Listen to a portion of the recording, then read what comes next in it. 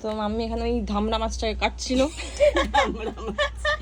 কত ডিম বের ডিমটা দেখো শুধু মাছে। ও আরো আছে। আমার তো খেতে ভালো লাগে, এইরকম ইসে করতে একদম ভালো লাগে না। সত্যি তাই, খেতে ভাল লাগে।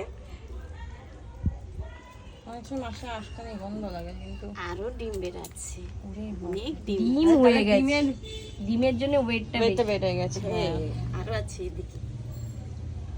ডিমটা দিয়ে ওই ডিমের মতো বড়াগুলো করো, ওইটা করো ভালো লাগে।